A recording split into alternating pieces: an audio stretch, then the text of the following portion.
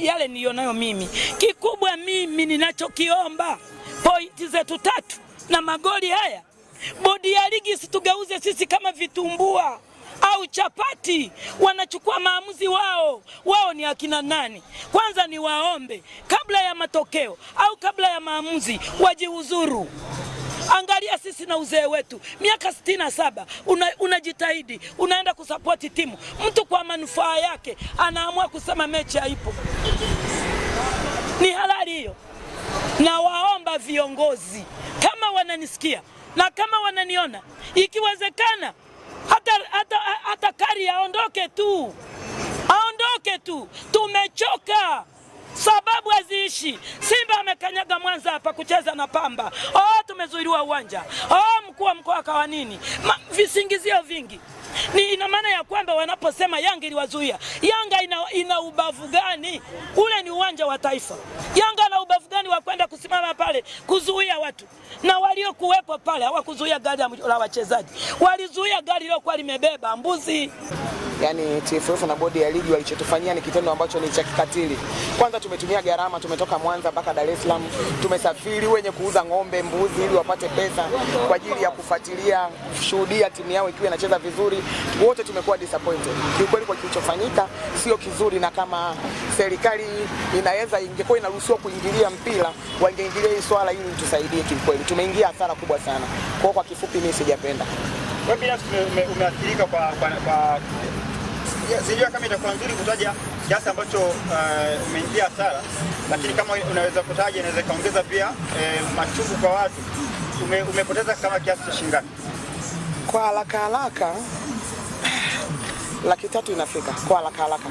Kwa sababu bahati nzuri kuna gari ambayo kuna mtu alijitolea akatupakia tukaenda, lakini bado kuna zile gharama ambazo tumetumia za kwetu. Ina maana kama ingekuwa tumejumlisha na nauli ya kwenda na kurudi, maana yake ilikuwa inafika hata milioni kwa ajili ya hasara. Lakini ni hasara. Alafu kuacha hata muda wako na kazi zako zote, tuna biashara tumeacha, tumefunga, tunakuja kwa ajili ya kuangalia dabi, afu tunafanyika kilichofanyika. Kiukweli sio nzuri. Hasara ya muda ni hasara kubwa zaidi kuliko hata hasara ya pesa. Tamko toa bodi ya ligi. Kiukweli tamko sisi tumeona kama wametudharau. Kiukweli sio tamko zuri, afu lilikuwa haliko kwa wakati mwafaka. Ndio maana tumewasupport sana viongozi wetu wa Yanga walivyosema kwamba hawatapeleka timu tena kucheza dabi kwa kipindi cha 24-25. Kwa hiyo ni kwamba tumewasupport, tumeona wako sawa, kwa sababu kila tamko la kimichezo la kuahirisha mechi inatakiwa lichukue masaa 72. Sasa unatutamkia masaa 3 watu tumeshaingia uwanjani tumekaa, alafu mnatuma uongozi wenu unakuja unatutoa uwanjani na tumelipa hela zetu, kadi zimesafiwa, tume uwanjani tunatolewa. Yaani tumekosa mechi ambayo tumetumia gharama, bado tumekata tiketi zetu, tunaingia uwanjani, tunaenda kutolewa uwanjani tena tunapelekwa nje. Kiukweli ni dharau ya hali ya juu. Hii bodi ya ligi na TFF wametudharau sisi wana michezo. Hawaangalii upande wetu sisi, wanaangalia usimba wao na uyanga wao kwenye uongozi. Hii sio nzuri. Kwa hili naomba kabisa bodi ya ligi na TFF viongozi wajiangalie mara mbili. Yaani ni bora viongozi waachie ngazi waingie wengine ili tuendelee na hili swala. Kiukweli hatujapenda, tumeumia sana. Kweli hamtacheza na Simba msimu huu 2024-25? Ni kweli hatutacheza. Na kama viongozi watarejea wakubali hili swala, wanachama hatutakubali. Watacheza wenyewe na hakuna shabiki atakayeingia uwanjani. Kiukweli kwa hilo inatakiwa hata uongozi wetu uelewe msimamo wetu. Hatuitaki hiyo mechi tena. Kwa sababu walivyotukimbia, walikuwa wanasema makolo kwamba hivi, tawi lao tukifunga timu fulani tawi lao. Je, wao ni kina nani? Mbona tawi letu wote ambao tunawafunga wanawataja wao wameingiza timu uwanjani? Kwa nini wenyewe wamegoma kuingiza timu uwanjani? Mashabiki wa Simba wanasema ni maneno, uwanjani tunaenda na tunakula goli. Uwanjani hatuendi na hiyo mechi imeisha, na tunataka pointi zetu 3 na magoli yetu 3. Kwa sababu kisheria timu inayogoma kuingiza timu yake uwanjani, afu timu husika ikaingiza timu uwanjani, maana yake aliyeingiza timu uwanjani anatakiwa apate pointi 3 na goli 3. Kwa hiyo sisi tunachokitaka, tunataka pointi zetu 3, goli zetu 3. Vinginevyo viongozi wote wajiuzuru. Wanasema mliwazuia kuingia uwanjani. Yaani sio kwamba tuliwazuia wao kuingia uwanjani. Basi yao kwanza walikuja na mabasi mawili. Walikuja na BM, alafu wakaja na basi nyingine ya kwao ya wachezaji. Lakini mle kwenye basi kuna mbuzi. Walikuwemo wanalia. Mara mbuzi mara sijui nani, mbuzi wanatajaje majina ya wachezaji wa Yanga. Wazee wafupi wote vimo kimoja. Nani anayewaruhusu waingie mle? Tunaruhusu mbuzi ndio wakacheze. Tunauliza mbuzi za nini tunaenda kupika futari? Tunaenda kufuturu. Walikuwa wanaenda kuwachinjia wapi hao mbuzi? Hatujazuia wachezaji wa Simba kuingia uwanjani, tumezuia mbuzi na wazee wafupi. Hilo lieleweke kabisa. Wewe utazuia neno la mwisho kwa mashabiki wa Yanga, naomba kwanza niwape pole kiukweli. Niwape pole wote, wanachama, washabiki, wapenzi wa Yanga African. Tumeumia wote kiukweli. Hata mimi imeniuma sana, na pia walioingia hasara zile kosti zote Mungu atawalipa, maki sioni mtu wa kuwalipa. Ila kama tungeshirikiana pamoja wana Yanga wote tukafungua kesi kwenye bodi ya ligi, tulipwe gharama zetu zote ambazo tumetumia kwa ajili ya huu mchezo. Maki naona kama yanakuwa ni mazoea. Hii ni mara ya pili tunasafiri, tunaacha shughuli zetu, tunaacha kazi zetu, lakini tukifika kule mpira unaenda kuahirishwa. Kwa hiyo kama wana Yanga wananisikiliza wote, tungeungana wote twende kuwashtaki bodi ya ligi, watulipe gharama zetu tulizopoteza. Sasa nasema mpira wetu uko nafasi ya 4 bora Afrika. Hakuna hicho kitu. Ni mbwembwe kabisa, yani ligi yetu ni mbovu ya kwanza Afrika. Wewe fikiria mchezo, Simba imecheza mechi 22. Wameshapiga penalty 19. Itafutia timu yoyote Afrika. Mechi 22. Simba mpiga penalty 19. Wewe unasema una ligi bora? Kwa tu wacha Simba na Yanga. Tunaumiza hata vilabu vidogo wa visamini. Alafu angalie gharama ambazo watu wanatumia kutoka mikoani kwenda Dar es Salaam. Kwa majina anaitwa Halima Rashidi Baruani. Mimi ni makamu wa mwenyekiti VIP Meko, ambaye nilikuwa niko katika msafara, ila kwenda nilijitegemea mwenyewe nauli kwa nauli yangu. Nimeondoka na Katarama kwenda mpaka Dar es Salaam. Kurudi ndio nikapanda gari ya wanayanga wenzangu.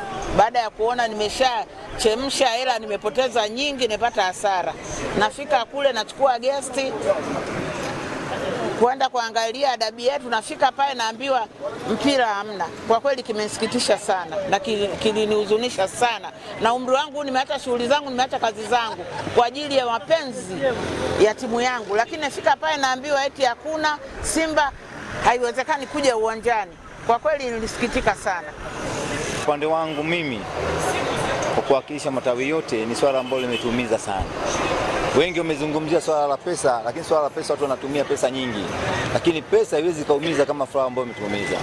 Kwa sababu tulikuwa tumeenda kujiandaa kwa sababu ya timu yetu. Tumekwenda Dar sio kwa sababu ya pesa kufanya starehe, tumekwenda kwa sababu ya timu yetu. Lakini taarifa za awali tulizozipata kabla hata ya mchezo kuahirishwa, tumeanza kuondolewa kisaikolojia baada ya kuambiwa msemaji wetu amefungiwa. Tukazipuza, tukajua hawa wanatuondoa mchezoni kwa sababu tunakwenda kuujaza uwanja. Lakini pamoja na hilo ikawa itoshi na kuja kukumbana na taarifa nyingine.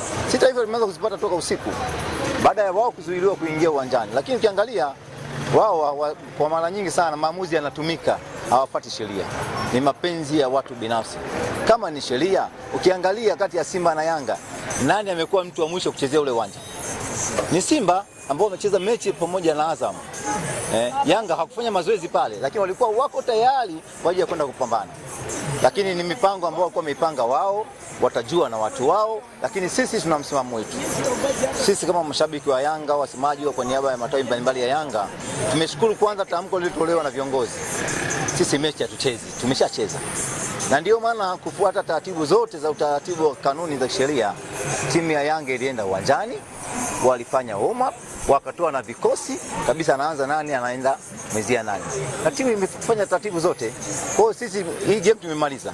Labda watupangie game ya mwakani tukacheze makombe mengi. Hata kama kombe la mbuzi wale walikuja nao wao, wale mbuzi wa usiku. Sisi tutacheza kombe la mbuzi, lakini sio ligi kuu tena. Mchezo tumemaliza. Kwa nini wamekimbia? Yaani hiyo sio kuhisi kwa nini wamekimbia. Kwanza kabisa ukisikia timu imekuja kutoka kanda ya Ziwa, hatujagi kiunyonge, tumekuja na ushindi.